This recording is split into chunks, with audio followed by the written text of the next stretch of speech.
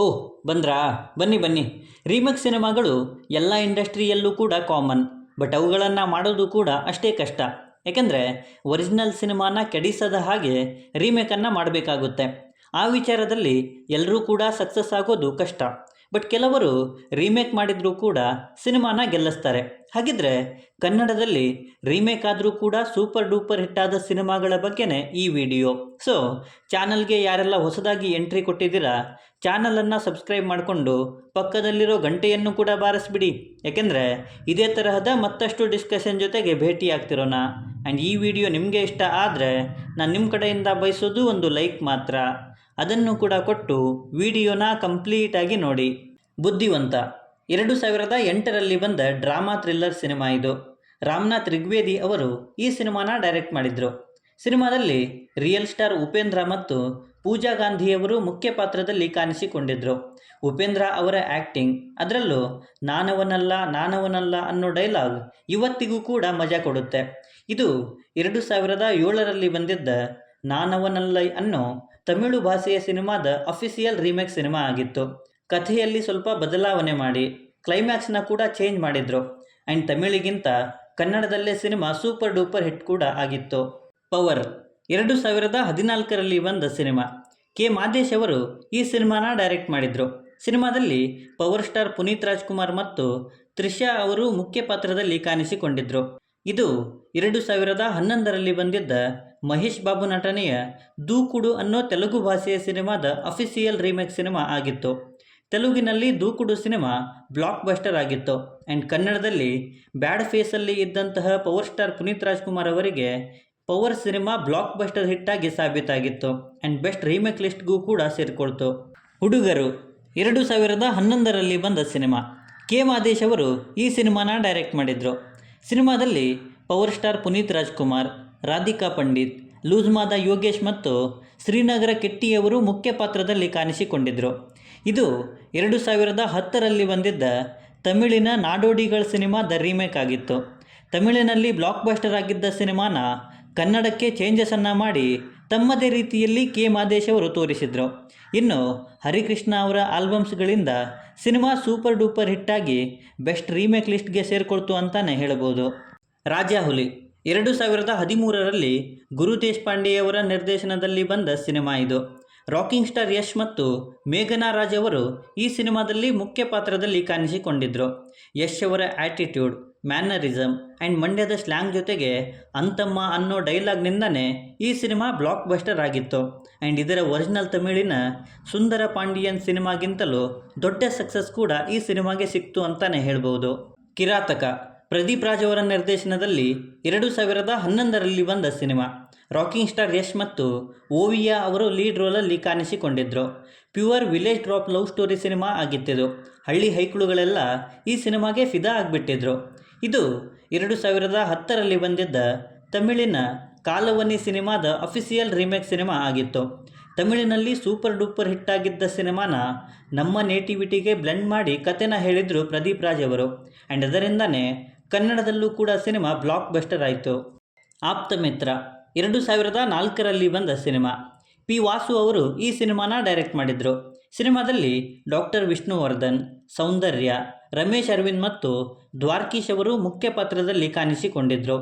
ಸಿನಿಮಾದಲ್ಲಿ ಸೌಂದರ್ಯ ಅವರ ಆ್ಯಕ್ಟಿಂಗ್ಗೆ ಹೈಲೈಟ್ ಅಂತ ಹೇಳ್ಬೋದು.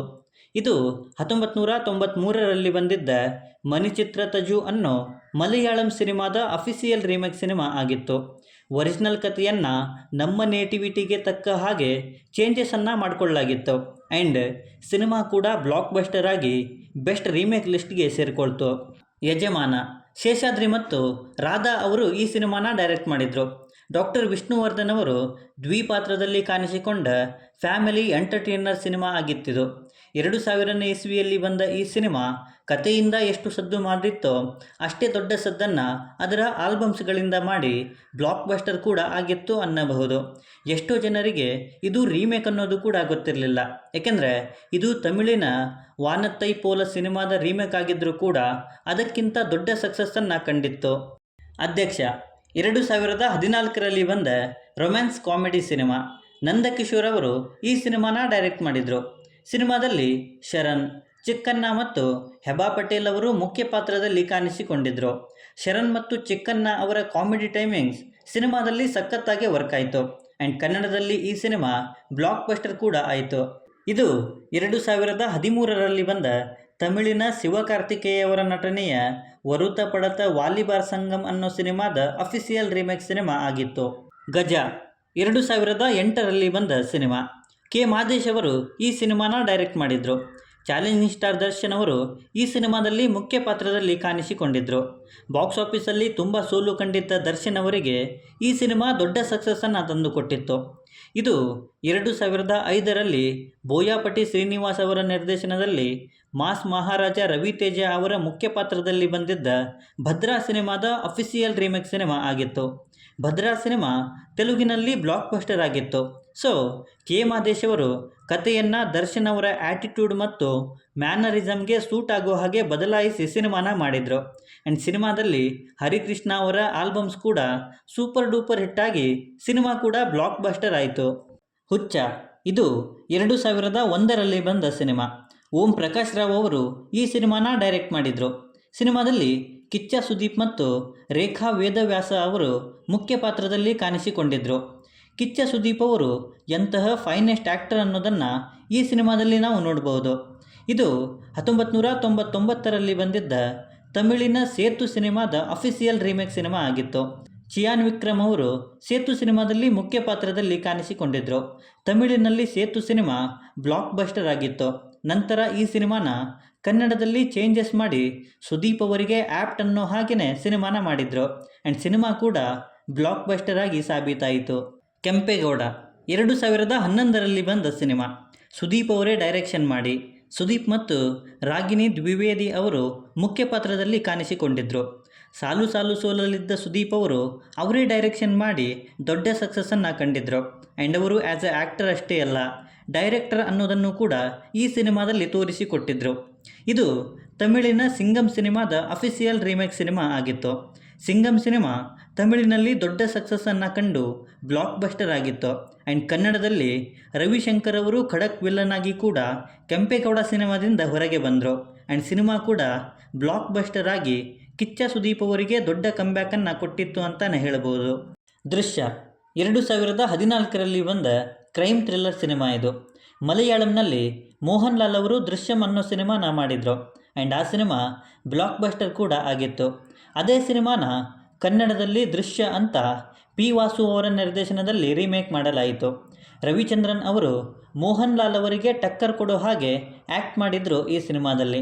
ಆ್ಯಂಡ್ ಕನ್ನಡದಲ್ಲಿ ಕೂಡ ಈ ಸಿನಿಮಾ ಬ್ಲಾಕ್ ಬಸ್ಟರ್ ಆಗಿ ಸಾಬೀತಾಯಿತು. ಸೊ ಇವಿಷ್ಟು ನನ್ನ ಲಿಸ್ಟಲ್ಲಿ ಇದ್ದಂತಹ ರೀಮೇಕ್ ಆದರೂ ಕೂಡ ಕನ್ನಡದಲ್ಲಿ ಬ್ಲಾಕ್ ಬಸ್ಟರ್ ಆದಂತಹ ಸಿನಿಮಾಗಳು. ಸೊ ಈ ಸಿನಿಮಾಗಳಲ್ಲಿ ನಿಮ್ಮ ಫೇವ್ರೆಟ್ ಸಿನಿಮಾ ಯಾವುದು ಅನ್ನೋದನ್ನು ಕೆಳಗಡೆ ಬರೆದು ತಿಳಿಸಿ. ಮತ್ತು ಈ ವಿಡಿಯೋ ನಿಮಗೆ ಇಷ್ಟ ಆಗಿದ್ದರೆ ದಯವಿಟ್ಟು ನನ್ನ ಚಾನಲನ್ನು ಸಬ್ಸ್ಕ್ರೈಬ್ ಮಾಡಿಕೊಂಡು ಸಪೋರ್ಟ್ ಮಾಡಿ. ಕೊನೆಯಲ್ಲಿ ಸಿಗ್ತಾ ಇರೋಣ.